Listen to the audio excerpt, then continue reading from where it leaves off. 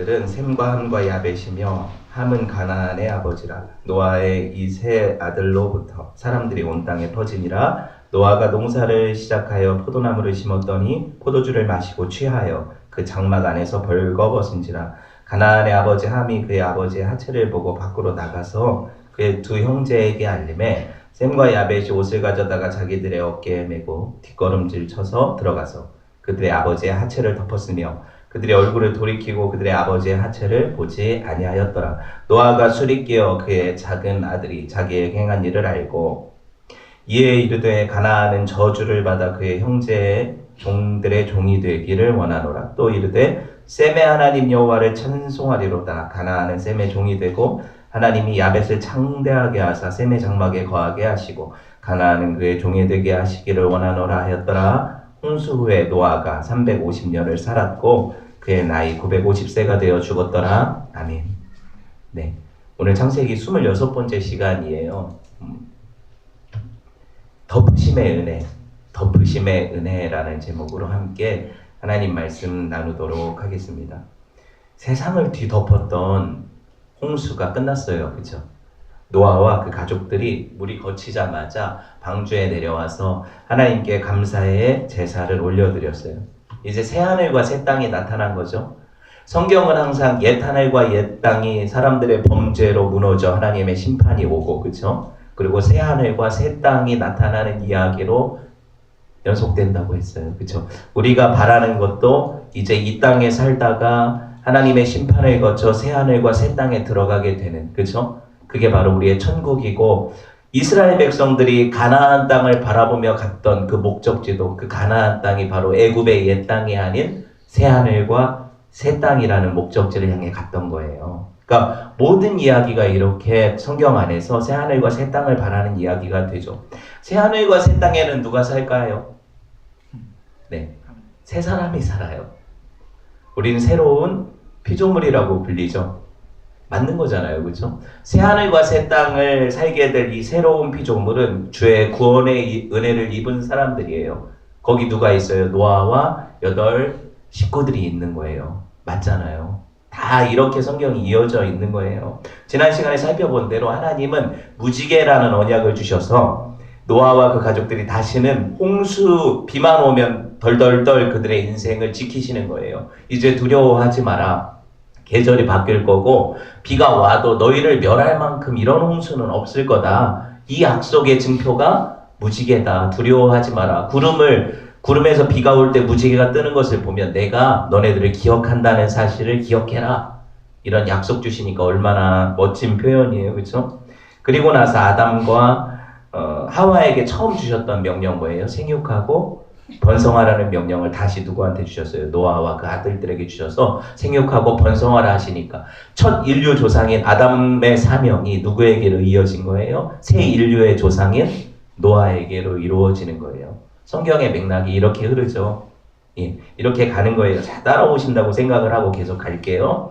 여러분 오늘 9장에서 오늘 말씀을 보게 될 텐데 지난 시간에 잠깐 살폈던 말씀이에요. 오늘 더 깊이 보게 될 거예요. 창세기 10장에 보면 보세요. 성경을 보면 10장에 보면 뭐가 써 있어요? 사람들 이름이 쫙 나오죠. 노아와 그 아들들의 족보 이야기잖아요. 족보 이야기. 아까 하나님께서 생육하고 번성하라는 명령을 주셨다고 했죠. 그 증거는 뭐예요? 족보로 나타나죠. 생육과 번성의 복이 이어지고 있다는 거잖아요. 그 땅에서 노아가 이렇게 씨 뿌리고 거두고 이런 놀라운 하나님의 번성의 복을 경험하게 되는 거예요. 노아는 아담을 대신해서 새 세상의 가장 어른 아닙니까? 이제 다른 사람은 없으니까 노아가 가장 어른이에요.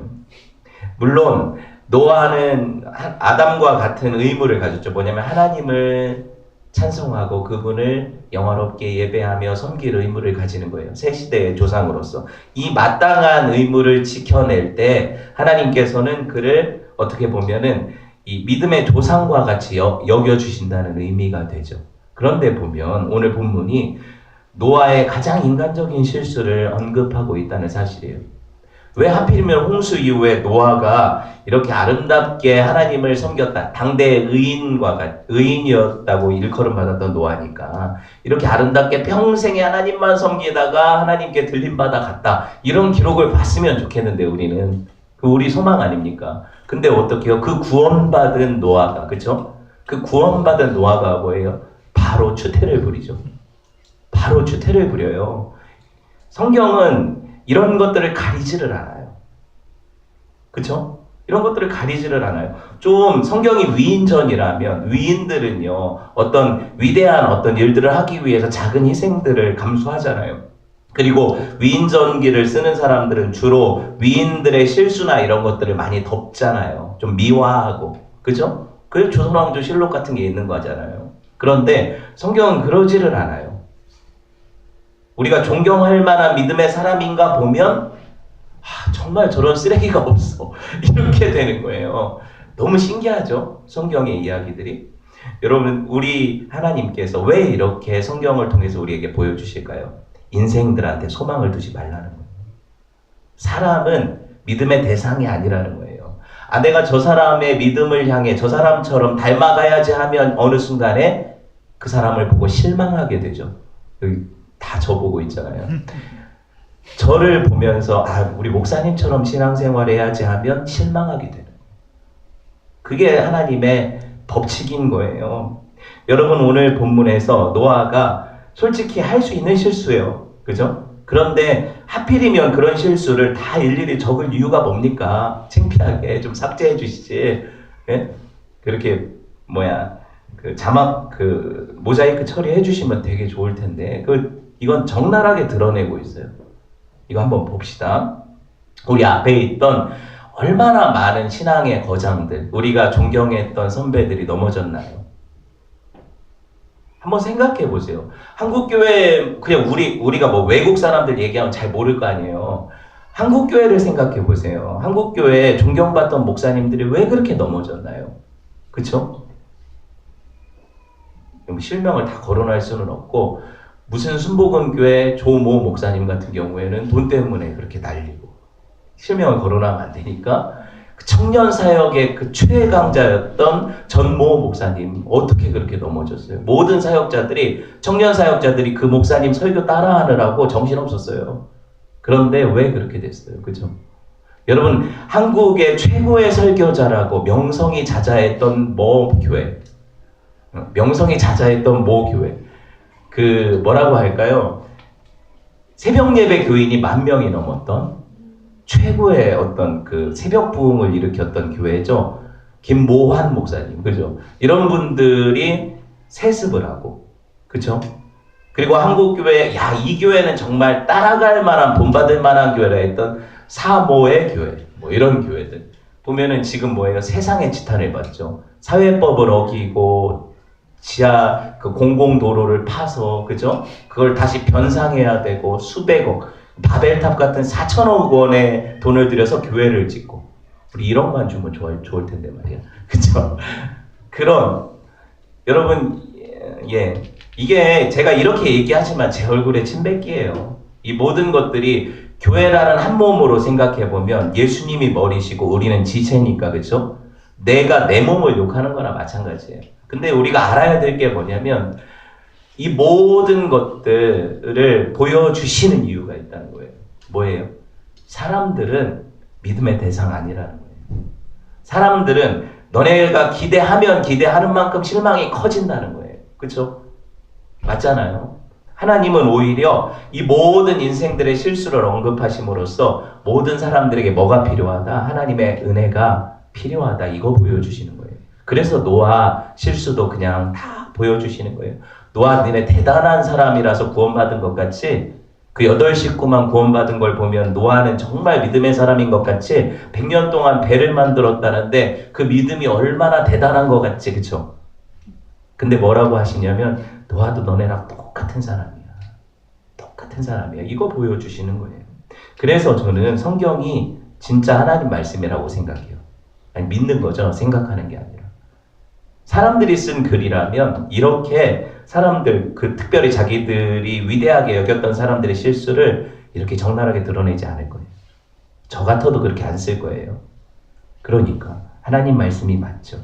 우리 평생의 멘토로 여겼던 어떤 사람 때문에 실망한 적 있죠? 있지 않습니까? 나를 신앙으로 이끌었던, 나를 전도했던 어떤 사람 때문에 내가 교회를 그만갈까 하는 심각한 고민에 빠진 적이 있죠. 이게 이런 거예요. 내가 그렇게 따르고 좋아했던 목사님 때문에 상처받았죠. 그러니까 여러분 조심하세요. 저를 그런 식으로 보면 안 되는 거예요. 이해되셨죠? 제가 저를 가리려고 얘기하는 게 아니라 사람이 다 똑같다는 얘기예요. 사람이 다 똑같다는 얘기예요. 그런데 여러분 이 모든 것들 가운데 성경이 말하려는 단 한 가지, 그게 뭐예요? 모든 인간들에겐 하나님이 필요하다. 모든 인간들은 연약하다. 위대하게 보이는 그 사람도 사람일 뿐이다. 그는 피조물일 뿐이다. 그러니 그들 어떤 행위를 의지하지 말고 그들의 어떤 본을 받으려고 그렇게 아둥바둥하지 말고 예수를 바라봐라 이거예요. 하나님을 바라봐라 이거예요. 여러분 홍수 이후에 새로운 땅에서 노아가 뭐 했어요? 포도농사 지었죠. 그 땅 이름은 뭐예요? 가나안 땅이잖아요. 그렇죠? 포도농사를 지었어요. 그리고 처음 포도가 익어서 그 포도를 가지고 뭐 먹기도 했겠지만 담가서 뭘 만들었어요? 발효시키니까 이게 여러분 좋아하는 포도주가 되는 거죠. 와인이 된 거예요. 까또 쇼비뇽 같은 거. 거기까지 아무 문제가 없어요. 왜? 뭐 술 담가서 먹을 수도 있는 거죠. 그런데 과음을 했잖아요. 그쵸? 자기를 컨트롤하지 못할 정도로 술을 먹었잖아요. 그쵸? 이거 여기서부터가 문제죠. 적당히 마시지 사람은 적당히가 안 돼요. 그죠? 그러니까 막 맨날 아픈 거야. 술 많이 마셔가지고. 근데 여러분 얼마나 마셨는지 노아가 구주망태가 돼서는 옷을 다 벗고 그냥 무슨 발광을 한 거죠. 그렇게 누워 있으니까 아침 낮이 돼도 안 오니까 아들이 그거 보러 간 거잖아요. 지난주에 설명을 해드렸잖아요. 인사불성이 된 아버지 딱 보니까 참 민망해요. 망측해요. 그죠? 하체를 드러냈다. 성경이 완곡하게 표현한 하체는 뭐예요? 다 아니까 얘기 안 할게요. 저도 완곡하게 넘어갈게요. 다 볼 거 다 본 거예요. 그러니까 너무 황당해서 아들이 와가지고 그런 거죠. 저는 전에도 말했지만 노아가 추태를 부린 것이 아들 함이 잘못했다고 생각하진 않아요. 여기까지는. 눈이 있어서 본 거잖아요. 뭔 잘못이에요, 함이. 그런데 함이 잘못이 없냐? 있죠. 뭐냐면 그 이후 행동 때문에 잘못한 거예요.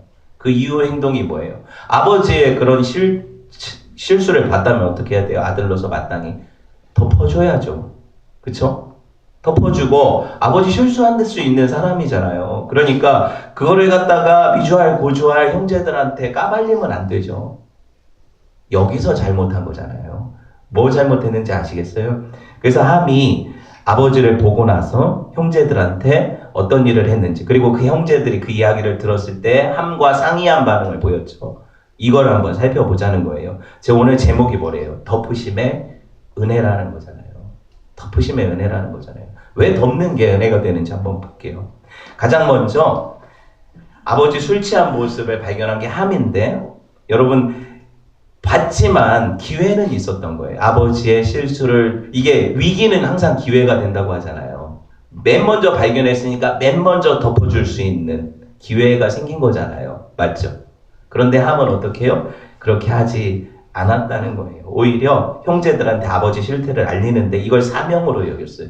22절 볼게요.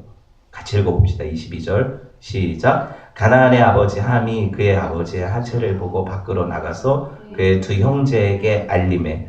그냥 한마디 한 것 같죠?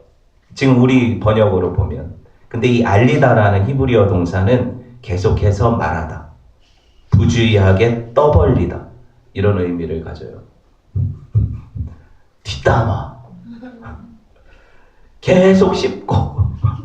이런 표현은 강단에서 쓰면 안 된다고 혼나는데 또 쓰네요. 이런 것이 잘못이라는 거죠. 한 번 실수할 수 있잖아요. 그렇죠? 근데 계속 아버지를 존중하지 않아요. 아버지 권위를 생각하지 않아요. 무슨 기회라도 잡은 것처럼 아버지가 실수한 것을 사람들한테 알리고 다녀요. 그것도 계속해서 적극적으로 무슨 전도하듯이. 그죠? 예. 여러분, 자기가 함 말이에요.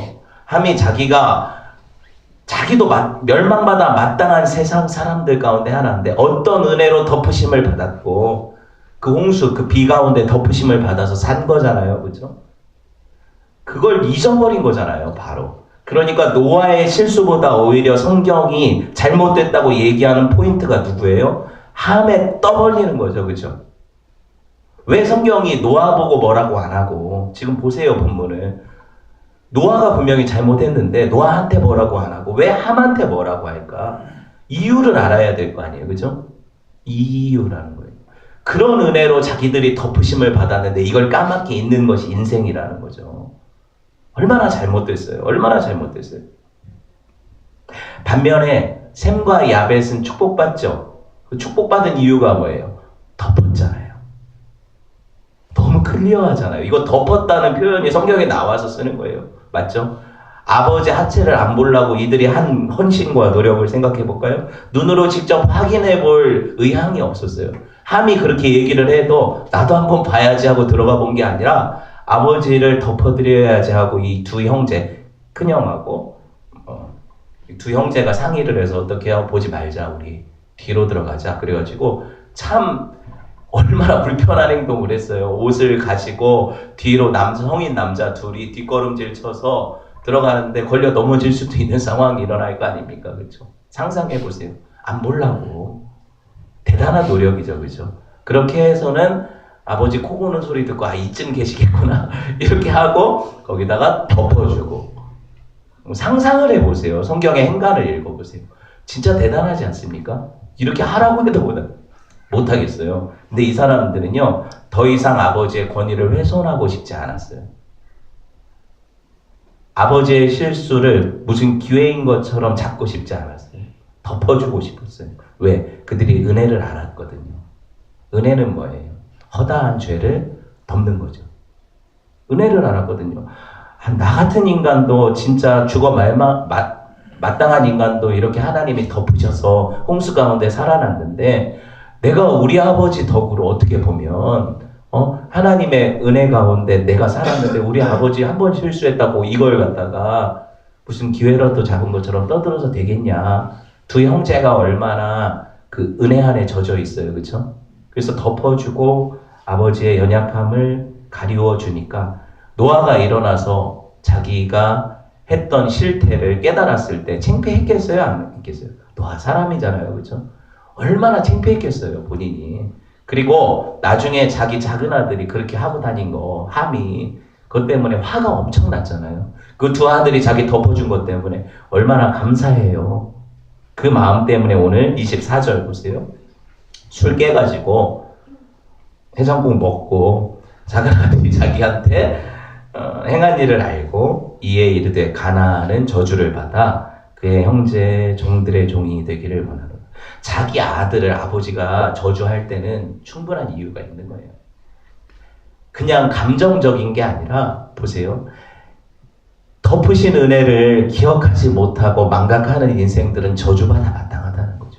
성경은 항상 어떤 일상이나 사람들의 어떤 행동이나 역사 가운데 일어난 사건들을 통해서 하나님의 구속사를 설명해요. 그렇죠? 그러니까 이것도 다이렉트로 그냥 노아 집안에 있었던 어떤 에피소드 이렇게 생각하면 별로 우리한테 의미 없어요.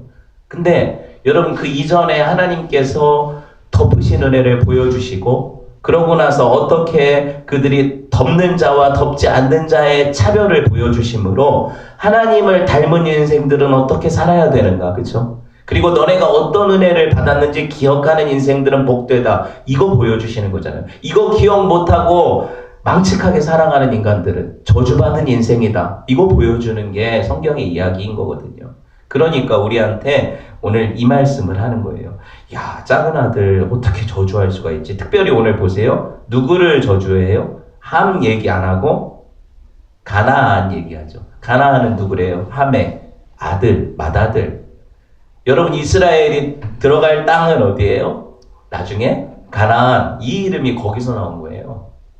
이 아들 이름 따서 가나안이. 왜 가나안 땅이에요? 가나안 7족속이 거기 살았거든요. 나중에 이 함을 통해서 가나안이라고 가나안을 통해서 자녀들이 번성하잖아요. 그들이 거주하던 땅이 그들이 나중에 애굽을 나가서 들어가게 될 땅이 그게 가나안 땅이라서 그게 가나안인 거예요.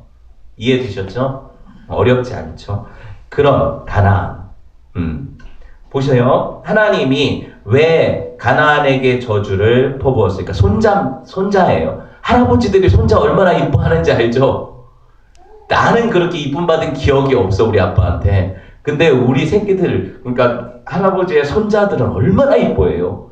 아주 그냥 금딱지처럼 여기잖아요, 할아버지들이. 그거 알잖아요, 여러분. 그쵸?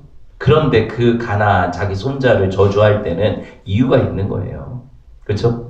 여기 우리가 믿음의 선배 중에 칼빈이라고 있어요. 알죠? 들어봤죠? 우리 개혁주의의 거의 선배, 가장 조상이라고 볼 수 있죠. 칼빈이 이렇게 해석을 해요. 뭐라고 해석을 하냐면 가나안에게 저주한 것은 그 아버지 함이 받을 저주에 가혹함을 더하기 위해서다. 제 아들에게 저주까지 하니까 얼마나 마음이 쓰릴까, 부모 마음이 쓰릴까, 이런 맥락에서 해석을 하신 거예요. 근데 이건 제가 받아들일 수가 없어요. 왜 받아들일 수가 없냐면 우리 하나님이 어찌 그러신 분이에요? 아버지의 죄가 아들에게로 전가돼요? 그렇지 않죠. 아버지의 죄는 아버지가 담당하는 거고 아들 자기 자신의 죄는 자기가 담당하는 거니까 그런 방식으로 저주한다고 생각하지 않아요. 그럼 출애굽기 그 십계명 서두에 이런 말씀은 뭡니까? 나를 미워하는 자의 죄를 갚되 아비로부터 아들에게로 3, 4대까지 이르게 하거니와.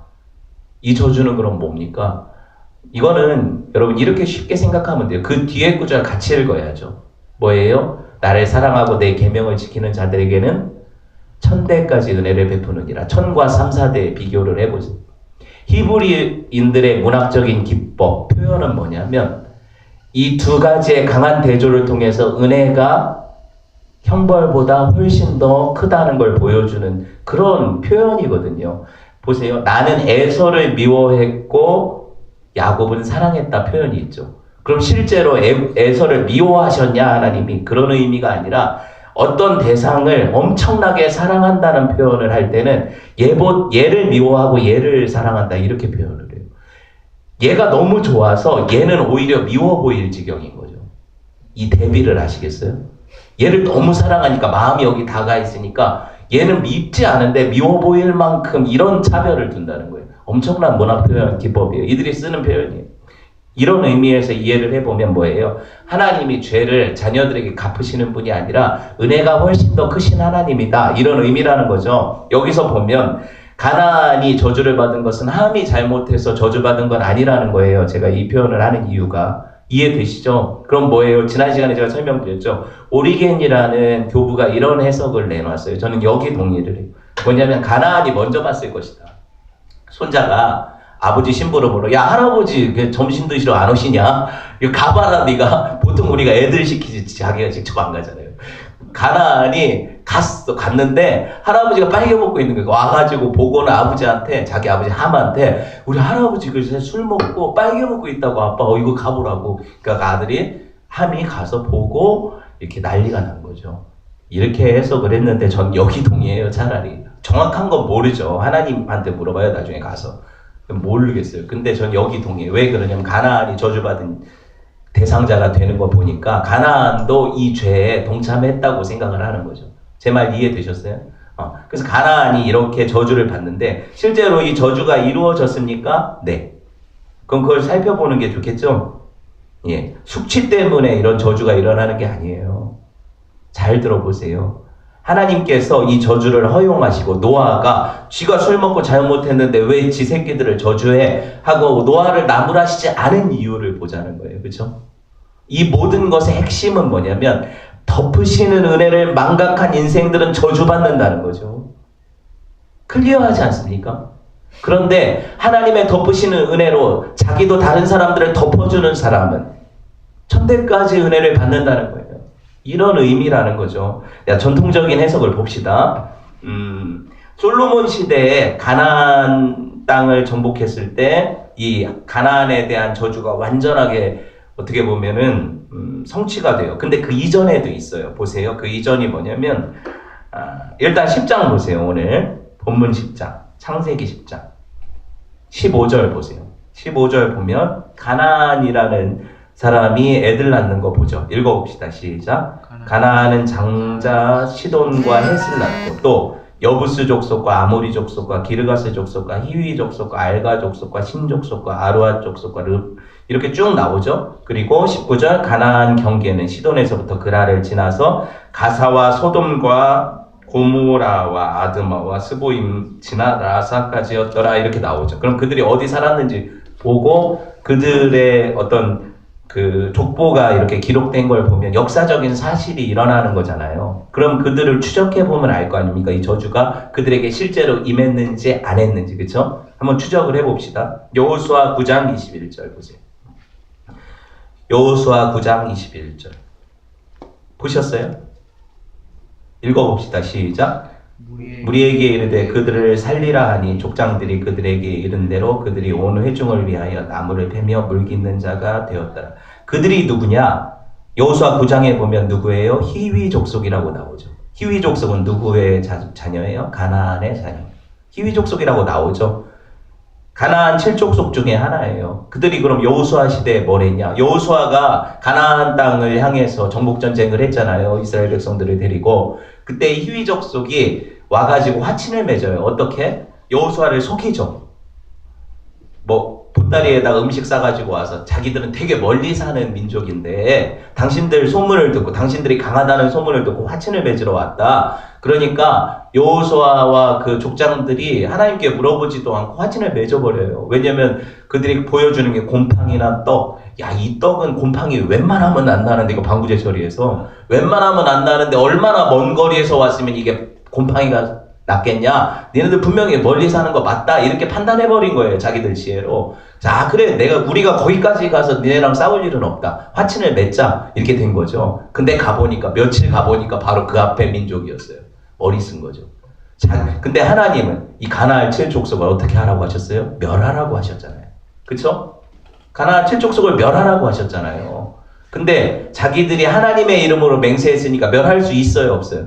없게 된 거죠. 없게 된 거예요. 그래서 얘네들이 사는데 그냥 살았냐? 그렇게 살진 않고 지금 읽었던 것처럼 여호수아 9장 21절 그네도 니네가 우리를 속였으니까 니네는 저주를 받아서 우리 가운데 살려주기는 하는데 우리들의 종이 되라. 어디서 들어봤어요? 창세기에서 노아가 가나안은 저주를 받아 셈과 야벳의 종들의 종이 되기를 원한다. 기가 막히죠. 그렇죠? 이루어지잖아요. 실제로 이루어지잖아요. 그리고 나중에 보면 이 가나안 경계 안에 살던 사람들이 솔로몬 시대 완전히 평정이 돼서 난리가 다 죽게 되죠. 사울 시대에도 여기 사람들 막 데려다 죽이고 그랬어요. 이런 역사가 일어났죠. 하나님의 심판과 진노가 얼마나 정확합니까? 얼마나 무서워요. 그렇죠? 이런 일이 있었다는 거예요. 반면에 하나님을 경외하는 자들, 셈과 지금 누구? 야벳. 이 사람들은 어떤 복을 받습니까? 호세아 11장 8절 볼까요?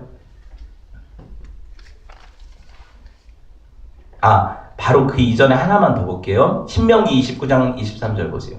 신명기 29장 23절. 아까 저주에 대한 확고한 도장을 찍어봅시다. 신명기 29장 23절. 봅시다. 찾아야 돼요.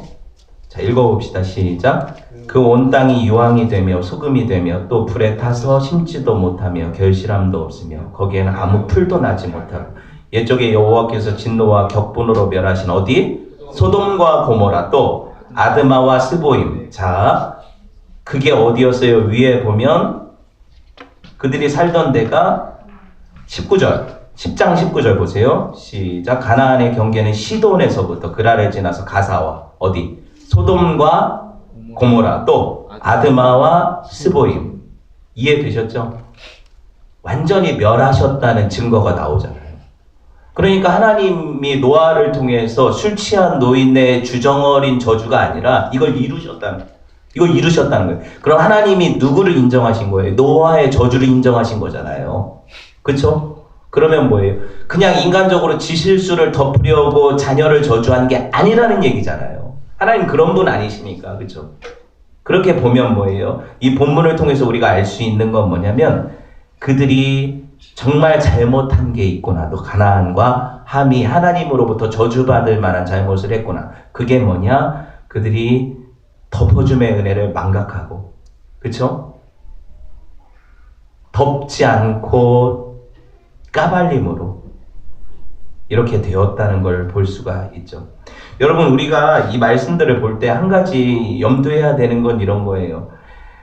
우리가 인간적으로 실수할 수 있죠. 그런 것들을 덮어주는 차원은 참 중요한 부분이고 성경이 계속 이런 이야기를 하죠. 사람이니까. 그런데 여러분, 죄와 사람을 같이 다루시지 않잖아요. 하나님이 또. 어떻게 보면 죄에 대한 부분은 하나님이 정말 미워하시죠. 그 사람을 용서하시고 사랑하시는 마음이 있으시지만 그래서 죄에 대한 공의의 심판은 일어나요. 맞죠? 이런 차원에서 보면 교회 안에서 모든 것들이 다 은혜로 통용된다라는 말을 할 수는 없다는 거예요. 우리가 좀 여기를 사고를 진척시켜 보면 야, 은혜니까 다 넘어가자. 하나님의 말씀에 거역하고 교회의 본질과 사명을 훼손하면서도 야, 은혜로 다 넘어가자 하면 이건 하나님이 말하는 은혜가 아닌 거예요. 그렇죠? 이거를 우리가 자꾸 헷갈려서 교회는 은혜니까 은혜로 덮자 이런 식으로 가면 지금 본문의 의미를 훼손하는 거예요. 이해되셨죠? 근데 대부분 아전인수격으로 해석을 해서 지가 뭔가 잘못하고 이게 캥기는 게 있으면 은혜로 넘어가지. 이건 아닌 거죠. 이걸 여러분 잘 판단하셔야 되는데 이건 사람의 기준이 아니라 하나님 말씀의 법에 의해서 판단해야 돼요. 그렇죠?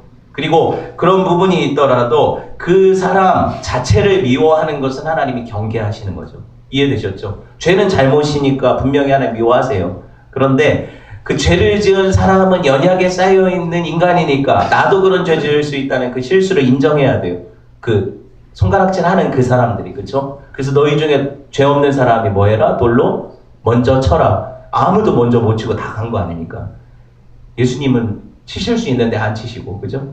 그런 거잖아요. 그 장면이. 그렇게 볼 수 있다는 거죠. 자, 말씀을 더 우리 진척해 보면, 그래서 여러분 지금 이제 축복을 얘기해야 되잖아요. 야벳과 셈에게 이어진 축복. 호세아 볼게요. 11장 8절. 호세아 11장 8절.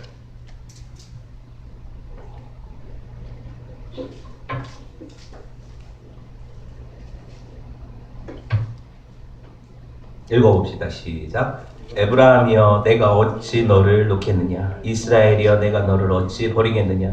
내가 어찌 너를 아드마같이 놓겠냐. 어찌 너를 스보임같이 두겠느냐. 내 마음이 내 속에서 돌이켜 나의 긍휼이 온전히 불붙듯 하도다.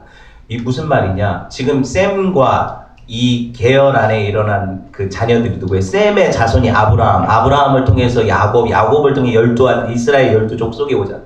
그 이스라엘이여 할 때는 뭐예요? 셈의 후예들을 다 얘기하는 거거든요. 이 사람들을 향한 하나님의 마음을 보세요. 내가 어떻게 그 가나안 저주받은 인간들처럼 너희를 대하겠냐 이런 말이잖아요. 내 마음에 긍휼이 불붙듯 하여 내가 너네는 내 자녀니까 때리다가도 죽을까봐 때리다가도 너무 아플까봐 손을 멈춘다 이거잖아요. 이런 말씀으로 보여주시는 거죠. 그런데 보세요. 아까 그 스보임, 아드마, 그 가나안, 함, 이 자녀들 이들에게는 그 손길을 멈추지 않으셨잖아요. 그런데 이스라엘은 좀 나아서 들 때렸나? 그게 아니죠. 똑같이 멸망받아 마땅한 인생들인데 이스라엘은 용서하시고 함과 그 가나안의 후예들은 멸망시키셨어요. 그렇죠? 이 차이를 보면 어떻게 볼 수 있냐? 하나님의 덮으심의 은혜가 나타난 자들은 구원받은 성도들이고 그들에게는 하나님이 저주의 심판을 온전히 쏟아붓지 않으세요. 왜? 이미 그 저주의 심판을 쏟아부은 대상이 있으니까. 누구예요? 예수 그리스도. 덮으신 그 은혜. 그렇죠? 예수님이 그 저주 대신 받으셔서 우리는 그 방주 안에서 비를 안 맞으니까 사는 거잖아요. 맞죠? 그런데 그 방주 안으로 들어가지 않은 사람들은 그 저주와 심판의 비를 다 맞고 홍수로 빠져 죽는 거잖아요. 이런 차원으로 이해를 하자는 거죠. 성경은 이렇게 보는 거예요. 그래서 마태복음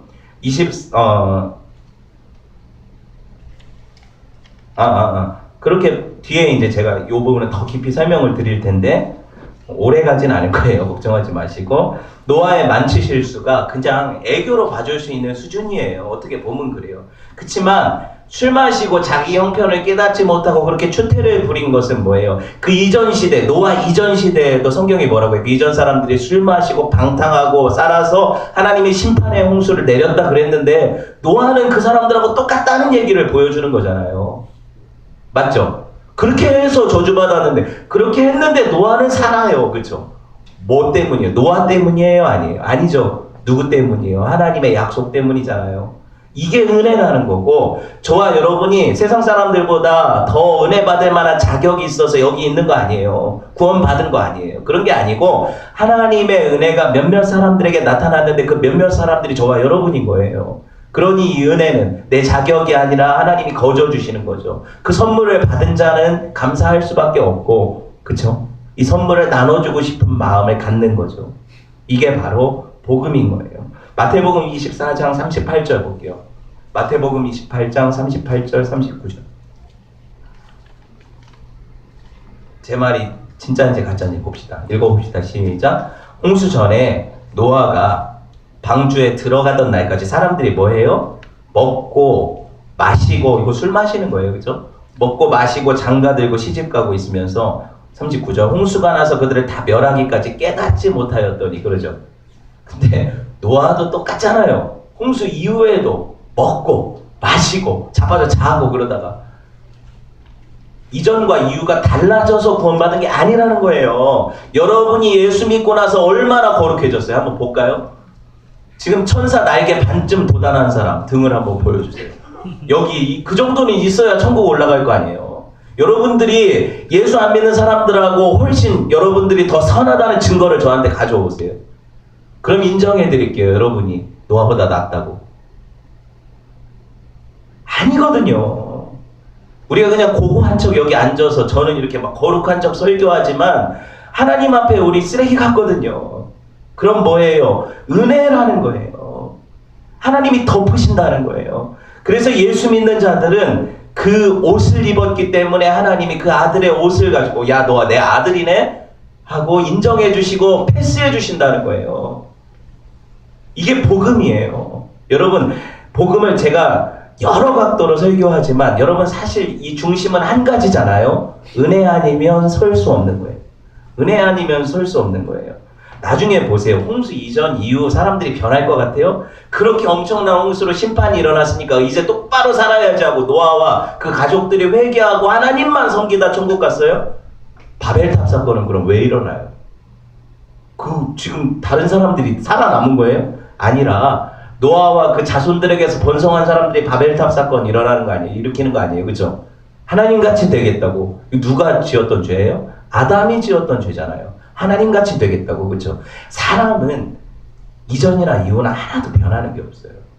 그게 옛사람의 습성인데 그거를 가리시는 은혜가 성경 몇 면이 드러나는 거죠. 이걸 보자는 거예요. 그러니까 저와 여러분이 살 수 있는 근거는 뭐냐면 여러분이 그래도 오늘 회개하고 교회 왔으니까 사는 게 아니에요. 그런 착각하지 마세요. 하나님이 여러분을 사랑하셔서 그 아들 주셔서 여러분을 덮으신 거예요. 그래서 못 본 척 하신 거예요. 다 보셨는데 CCTV도 쫙 깔렸는데 덮어주시는 거예요. 그냥 덮어주시는 거예요. 그걸 은혜라고 하는 거예요. 그래서 신약 성경이 뭐라고 해요? 예수로 옷 입으라 그러죠. 옛사람을 벗어버리고 새사람을 입으라 그러죠. 에베소서에서 계속 입으라는 표현하죠. 그리고 성도들은 하나님 앞에 뭘 입어요? 흰 옷을 입는다고 계시록에 나오죠. 세마포로 정결한 옷을 입는다고 하죠. 왜 자꾸 옷을 입히시고 벗기시고 할까? 니네들 자격이 아니라는 거예요. 내가 어디 들어가려면 그 유니폼을 입어야 돼요. 내가 비행기에 타려면 기장이든 승무원 유니폼이든 입어야 패스할 거 아닙니까? 그렇죠? 천국에 들어가려면 예수로 옷 입어야 돼요. 그 옷 입으라는 거예요. 여러분, 그러니까 성도들은 자기 공로가 아니라 예수의 옷을 입고 들어가는 거예요. 옛 성막에는요, 성막 제도만 하나만 설명하고 끝낼게요. 조금만 더 집중을 해봅시다. 옛 성막에는 하나님께서 지성소와 성소를 구별하셨죠. 그 지성소라는 데에는 뭐가 들어있었어요? 맞춰보세요. 지성소에 뭐가 있었어요? 법궤가 있었죠. 법궤는 뭐가 들어있어요? 하나님의 말씀 뭐예요? 십계명 돌판이 들어있었죠. 맞죠? 법계는 십계명 돌판이 들어있었어요. 근데 지성소에 사람들이 함부로 들어갈 수 있어요? 없어요? 못 들어가죠? 그럼 지성소에 누가 들어가요? 1년에 단 한 차례 대속죄일에 누구? 이스라엘의 중심직인 대제사장. 이 사람은 죽을 때까지 지가 대제사장인 거예요. 그 한 사람만 들어갈 수 있어요. 1년에 한 번. 뭐 보러? 하나님 존전에 뵈러 지성소로 들어가서 법궤 앞에 서는 거죠. 근데 이 사람도 거기 들어갈 때 절차가 엄청 복잡해요. 뭐예요? 이 사람이 거기 들어가려면 먼저 자기를 정결하기 위해서 소 한 마리를 잡아야 돼요. 소 잡는 거 얼마나 힘든지 제가 설명드렸으니까 설명 안 하고, 소를 잡아야 돼. 자기를 위해서 죄를 덮어야 되니까. 또 백성들의 죄를 대신해서 또 한 마리를 잡아야 돼요. 맞죠? 그럼 소 2마리나 잡아가야 뭘 들어갈 수 있어요? 1년에 한 차례 그 지성소로 들어갈 수 있어요. 왜 소를 잡냐? 그 피를 가지고 가거든요. 피 봤죠? 피를, 선지 이런 거 받아가지고 들어가요. 왜 받아 들어가요? 그걸 가지고 뿌리거든요. 제단에도 뿌리지만 언약궤, 법궤 뚜껑에다 그걸 뿌려요. 제사장이 들어가서 그 일을 하는 거예요. 제사할 때. 왜 그걸 합니까? 한번 보세요. 잘 생각해 보세요. 왜 그걸 할까? 왜 피를 뿌릴까? 그 뚜껑에다. 그 뚜껑을 뭐라고 불러요? 시은소라고 부르죠. 하나님의 은혜가 베풀어지는 장소, 아니면 시은좌라고 부르죠. 하나님의 은혜가 머무는 자리, 그렇죠? 그렇게 불러요. 시은소교회 들어보셨죠? 그런 거예요. 그 뚜껑은 왜 은혜냐? 밑에 뭐가 들어있어요? 십계명 돌판. 십계명은 뭐 하는 거야? 우리를 정죄하는 직분. 네가 하나님 외에 다른 신을 섬겼네, 네가 거짓말했네, 네가 살인했네, 네가 간음했네, 이걸 정죄하는 돌판이 들어있죠. 맞죠? 뚜껑으로 덮었다는 거는 그 돌판을 뭐예요? 그 돌판의 정죄를 막는다는 의미잖아요. 그런데 완전하지 않아서 1년에 한 차례씩 제사할 때 뭘 가지고 가요? 피를 가지고 가죠. 뚜껑에 피를 바르죠. 뚜껑에 피를 바른다는 게 무슨 의미일까요? 지금 율법, 이 십계명이 계속해서 지적하는 죄들은 누구 피로 끝났다? 지금 이 동물의 피로 끝났다. 죽었다 이미. 그리고 너는 은혜를 베풀어서 내가 안 보겠다 네 죄를. 이런 죄의 조문들을 잊지만 안 보겠다, 이런 의미잖아요. 이게 왜 중요할까요? 예수님이 6월절 어린 양으로 오셔서 자기 피를 뿌려서 율법의 조항들을 덮어버리시는 거 아닙니까? 하나님이 우리를 바라볼 때는 예수의 피 뿌린 옷을 입은 자들로 보는 거잖아요. 그러니 나의 죄를 하나님이 지적하지 않으신다는 약속은 예수의 피죠. 그게 복음인 거예요. 여러분, 그러니까 구약부터 신약까지 이어지는 이 복음을 이해하지 못하면 계속 딴소리를 하는 거예요. 교회 와서 계속 딴소리를 하는 거예요. 그렇죠? 얼마나 은혜예요. 하나님 아버지는 이제 내가 그 십계명 내가 썼지만 그 돌판 안 보겠다. 왜? 내 아들의 피로 그 돌판의 죄를 덮었다. 그러니 너희는 용서해 줄게. 이게 복음이잖아요. 그렇게 되는 거예요. 우리가 죄가 없는 게 아니잖아요. 하나님의 사랑이, 능히 덮으시는 거잖아요. 여러분, 말씀을 맺으려고 해요. 사랑은 허다한 죄를 덮느니라. 이렇게 말씀이 나오는 이유는 뭐예요? 덮으시는 은혜를 깨달아 알아라. 너네가 살아가는 이유는 하나님이 덮으셔서다. 다 들춰볼까? 안 된다. 그러니 너희도 덮어주며 살아라. 그런 은혜가 저와 여러분에게 있기를 주님의 이름으로 축원을 드립니다. 우리 함께 하나님 말씀 나누었어요. 오늘 좀 길게 했는데 기도합시다. 기도할 때 주신 마음을 따라 이 복음을 내가 살아내도록